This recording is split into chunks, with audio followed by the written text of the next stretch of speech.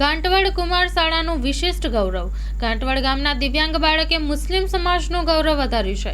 જિલ્લા કક્ષામાં સ્પેશિયલ મહાકુંભ દોડની સ્પર્ધામાં જિલ્લામાં પ્રથમ અને ઘોડાફેંકમાં જિલ્લામાં બીજો નંબર પ્રાપ્ત કર્યો છે.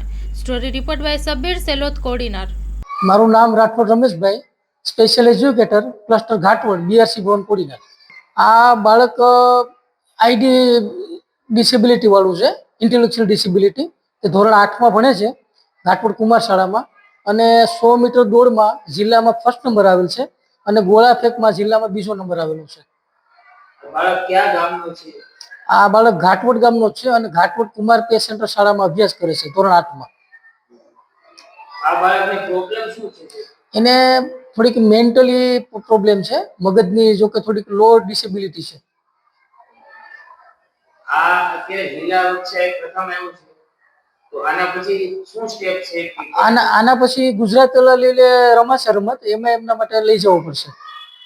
આ બાળકને આ સિદ્ધિ પ્રાપ્ત કરવા બદલ તમારે શું મહેનત?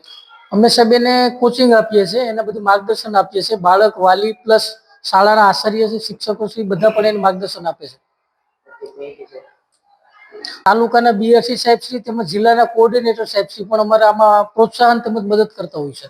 મારું નામ જયસિંહભાઈ વીરાભાઈ વાઢેર, ઘાટવડ પે સેન્ટર કુમાર શાળાનો પ્રિન્સિપલની ચાર્જમાં છું. સાહેબ, જે દિવ્યાંગ બાળક ઘાટવડના સ્કૂલનો જે સિદ્ધિ પ્રાપ્ત કરેલ છે, એના વિશે માહિતી આપશો?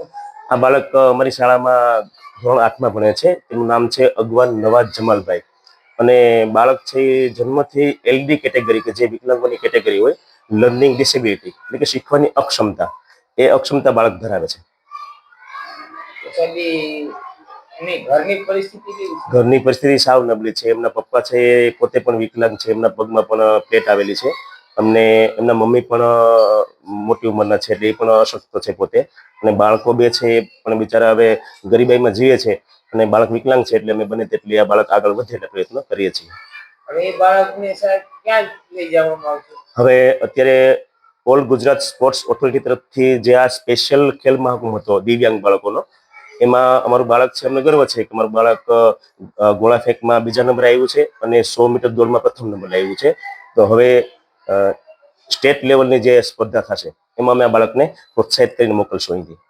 એમાં બાળકને કોણ ટ્રેનિંગ આપે છે? આ બાળકને અત્યારે રમેશભાઈ રાઠોડ કરીને એના સ્પેશિયલ એજ્યુકેટર છે, કે જે અમારી શાળા છે વિકલાંગ બાળકો કે દિવ્યાંગ બાળકો એમની સંમિલિત શાળા છે.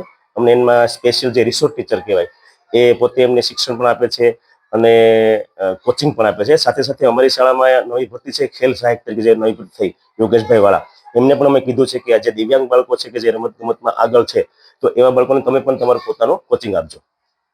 દિવ્યાંગ બાળકોની ટોટલ કેટલી સંખ્યા છે? અત્યારે 15 દિવ્યાંગ બાળકો છે. બીજા કોઈ દિવ્યાંગ બાળકો છે? હા, અત્યારે અમારી શાળામાં હા બધા અમારે 15 બાળકો અમારી શાળાના છે અને અમારું સેન્ટર જે છે એની 5 શાળાના થઈને કુલ 20 થી 25 જેટલા દિવ્યાંગ બાળકો આવે છે. એમાં હા, નગડલા, સુગાળા અને સગદર સીમ શાળા છે અમારી, ત્યાંથી બાળકો અહીંયા આવે છે.